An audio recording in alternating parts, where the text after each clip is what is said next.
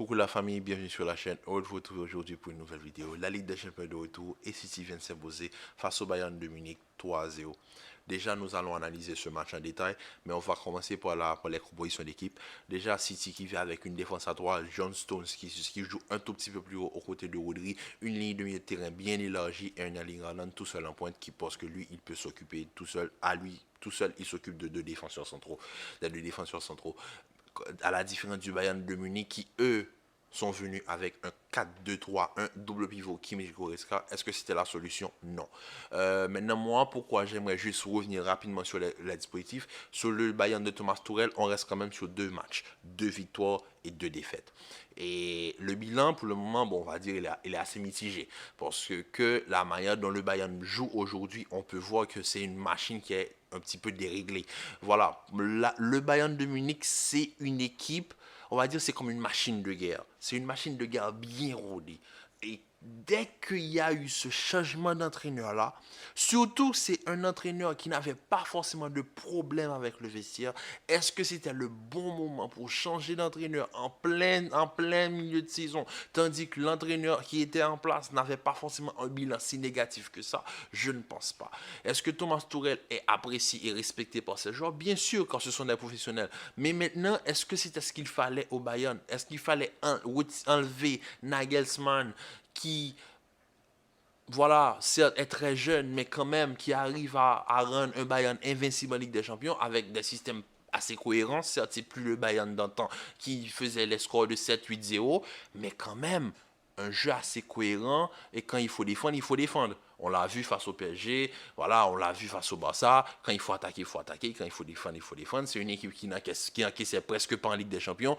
Aujourd'hui, ils en ont pris trois. Ils en ont pris trois et regardez les trois buts. Déjà, le premier but de Rodri, voilà, c'est la Ligue des Champions. Comme je vous le dis, quand je parle des championnats locaux, où je vous dis qu'en Europe, les équipes qui vont venir face à vous, ils ne sont pas là pour vous faire déjouer. Ils ne sont pas là pour analyser les tactiques. Non, dans la Ligue, ils ont 38 journées pour analyser vos jeux.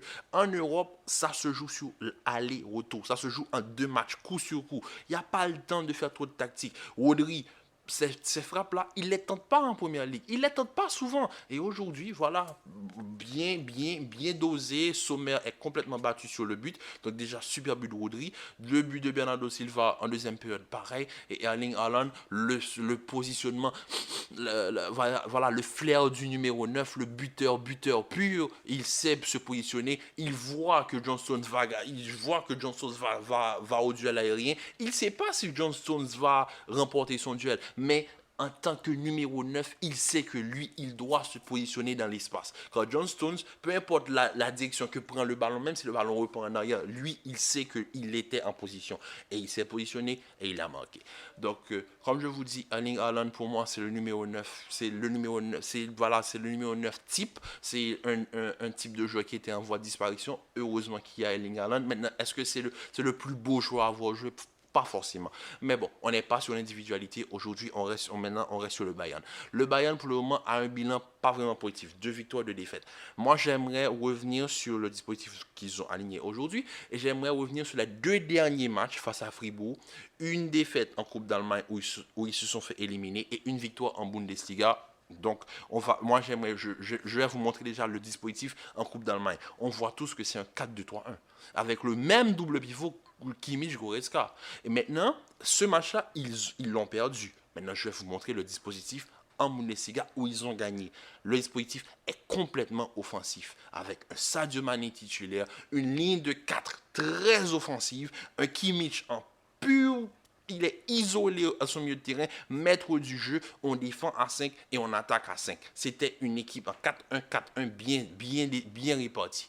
Aujourd'hui, face à City, tu sais très bien que City a ce nouveau système de défendre à 5, attaquer à 5, avec un John Stones qui dézone et qui va rapidement se replacer au niveau de la défense centrale pour que Akanji prenne le côté droit et Nathan Ake prenne le côté gauche. Et tout ça en sachant que Jack Grealish va coulisser pour apporter au niveau de la défense sur le côté gauche. Donc forcément, Thomas Tuchel n'avait aucun intérêt à venir avec un 4-2-3-1. Aujourd'hui, il fallait venir avec le même système qui a gagné face à Fribourg. Pourquoi?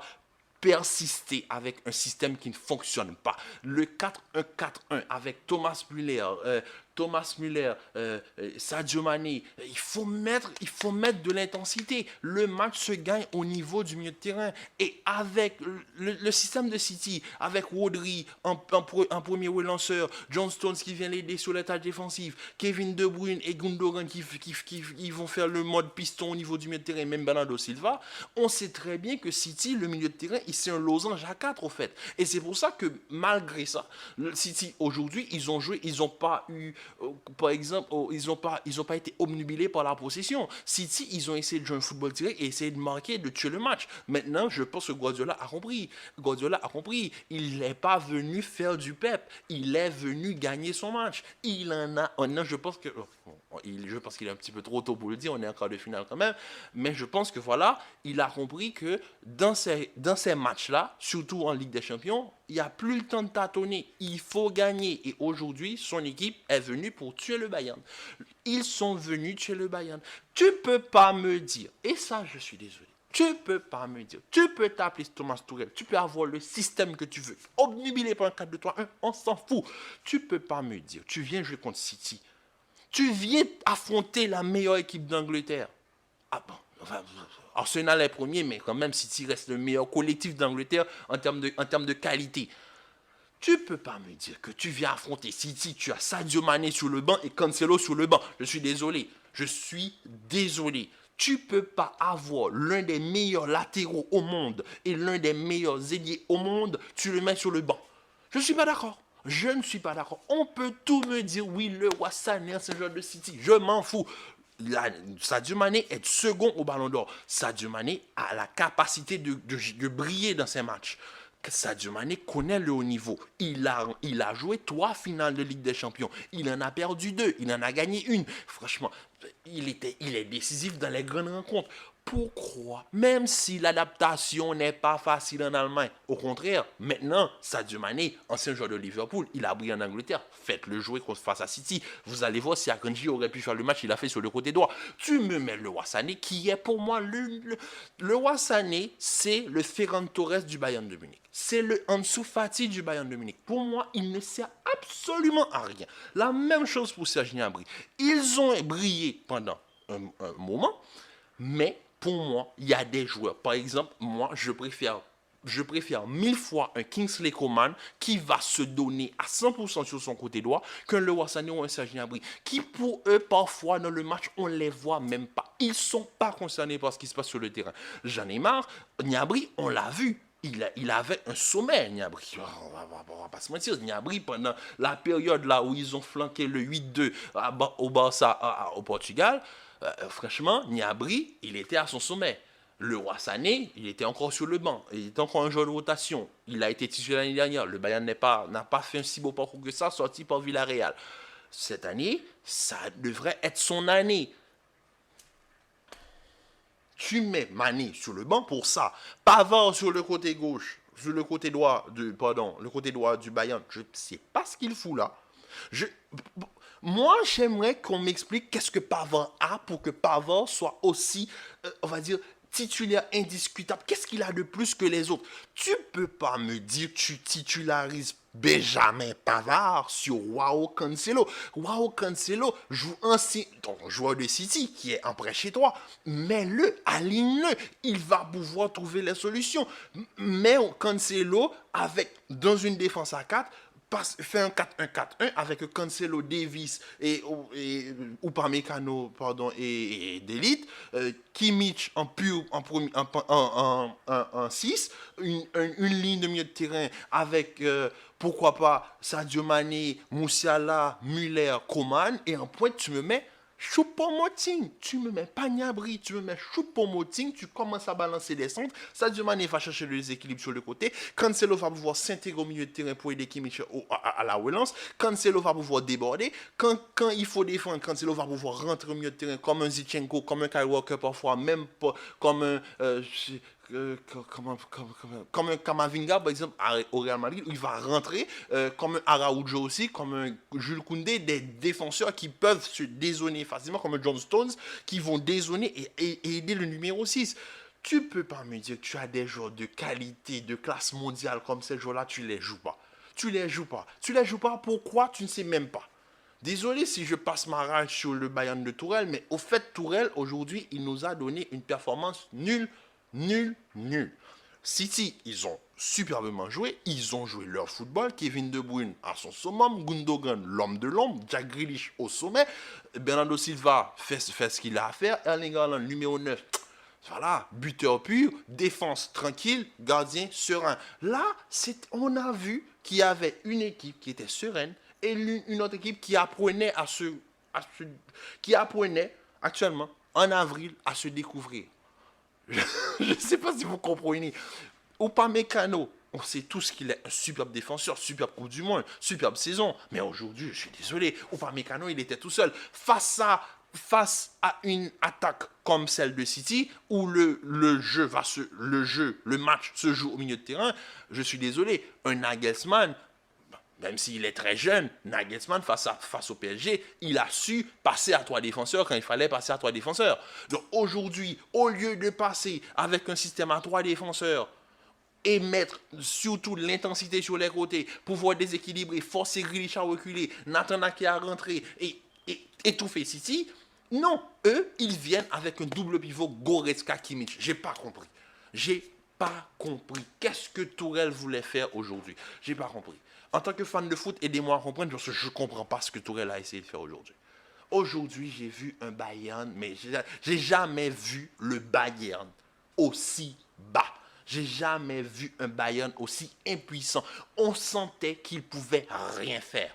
Est-ce que c'est City qui maîtrisait le Bayern à ce point? Je ne pense pas. Bon, on l'a vu ce week-end. Comment il s'appelle le joueur de Southampton? Il est rentré dans la défense de City comme dans du beurre. Comme dans du beurre. À tel point qu'il arrive à un niveau où Kyle Walker le voit, Kyle Walker sait qu'il ne peut pas faire faute. Donc il est obligé de faire la passe.